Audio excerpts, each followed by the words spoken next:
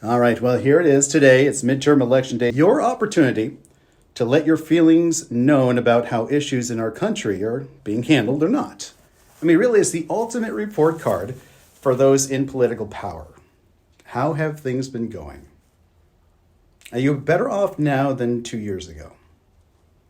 I wanted to do this because my son, who's 13, only recently has started taking notice of some political issues, and it was really sad for me to hear how us and them things have become in his mind. He thinks that's what politics is about. I told him that wasn't always the way. Now, I can remember a time in politics when our political differences were just that, political. People on opposite sides of the aisle could still work together to achieve good things for our nation.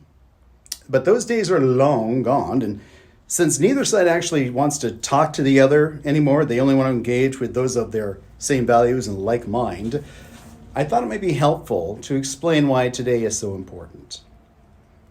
Now, it's about sending a message too, so he and I had a nice little chat, and after a couple of questions, he asked me why I never talk about this stuff on the radio. I tried to dodge it a little bit, but I'm realizing he's not a little kid anymore, so I told him the truth. I told him I was afraid. He's never heard me say that I was afraid of anything.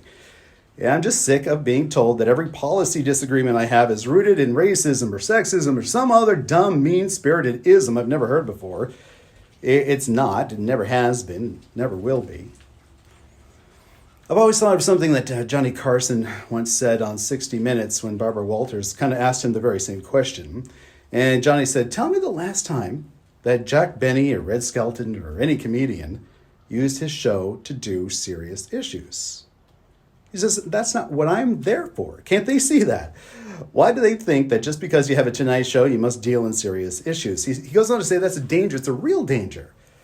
He says, once you start that, you start to get that self-important feeling that what you say has great importance. And strangely enough, you could actually use that show as a forum to sway people. And then he says, "I don't think you should do that as an entertainer." Sounds like 2024. It made me think of Jimmy Kimmel, who recently has been bitching about his loss of viewership because of his political comedy. Or comedy, I guess. Jimmy Kimmel should probably take a lesson from Johnny Carson there. Now, recently I've had a couple of things in my personal life that's made me realize that life is kind of short. Pleasing people is not my priority anymore, and I just don't give a shit what people think of me. I really don't care, so that's why I'm sharing this. Oh, I'll never talk about anything political on the radio for work or anything like that. I still believe that what Johnny said is one of the most important things that has ever been said for broadcasters. But that being said, here's one very rare, slightly political post to show my son that in America we still have freedoms buried away, but I'd be a poor role model if I didn't show him the importance of standing up for what you do believe in, regardless of the outcomes. No. Because like I said, I just don't care anymore. I just don't unfollow, unlike, call me names. I just don't care. So son, when it's time for you to vote, vote exactly how you feel. Vote for the person you believe is right, even if you may be shunned for it or others around you resort to calling you names or even violence. Because if you think that every person decrying America's history and every person calling for our cultural and historical icons to be replaced with woke role models and every person voicing support for a drag queen story hour in our public libraries is a good direction, if you think that's the right thing to do, please, there's a candidate for that. Vote. My dear boy, if you think that required vaccinations as a condition of participation in society, forced masks on 3-year-old kids and putting the vulnerable elderly into nursing homes that are raging with COVID infection, if you think that's okay, there's a candidate for that.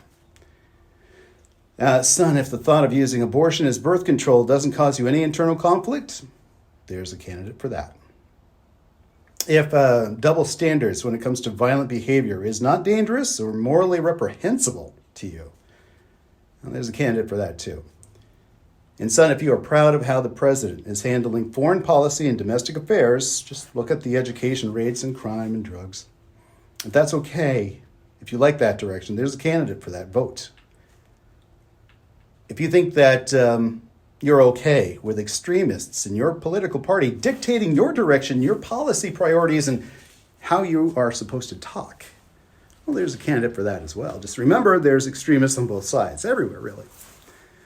Son, I'm so sorry that today's politicians have become morally bankrupt and un-American. But they don't give a shit about me, and they certainly don't give a shit about you. But today is why it's so important that we say, get out and vote. You can start to change that. That's why it's important. That's why some will be losing elections today and in the future, too. From national Senate races to local school boards, some will still win some of these elections here and there because they've successfully captured every major culture-making institution in the nation. And, of course, the mainstream media does a pretty good job of covering up failures. Here's the thing, America was created out of conflict and the need to break away from tyranny and control, and you can't be stopped from remembering that. It's going to take smart kids like you to be brave enough to bring back the freedoms that we all used to have. I'm sorry we burdened you with all this, but learn from our mistakes. It's another reason why trying to erase history is dangerous.